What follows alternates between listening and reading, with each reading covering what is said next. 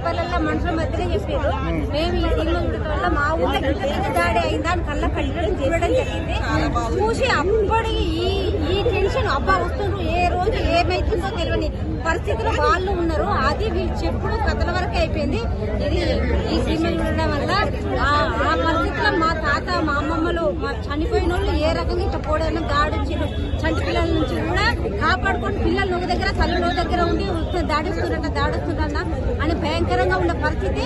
ఈ లైవ్ గా అక్కడ ఈ పరిస్థితిలో మా ఊళ్ళో అట్లా కష్టపడి ఆ భయం మా ఊరు కష్టం కొరకు తెలవాలని ఇంత చిన్న హీరో అయినా కష్టపడి మా ఊరి ప్రజల కొరకు మా ఊరి కష్టం కొరకు తను తీసినందుకు మాకు చాలా ఆనందంగా ఉంది.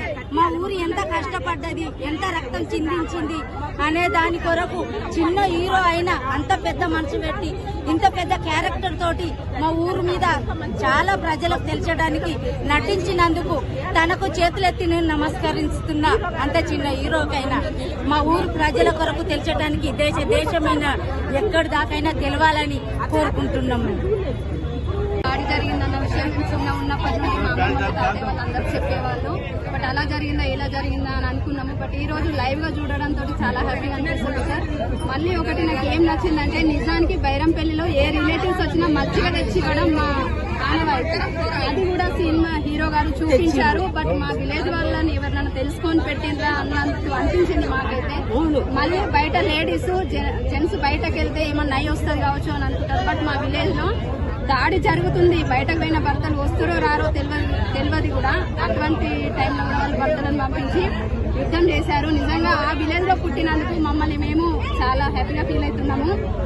మేము అనుకునే వాళ్ళం అన్ని ఏంటేంటో సినిమాలు తీస్తారు, మన విలేజ్ కి ఇంత మంచి కథ ఉంది కదా, ఒక సినిమా తీయొచ్చు కదా అన్నది ఎన్నోసార్లు మాకు వచ్చింది.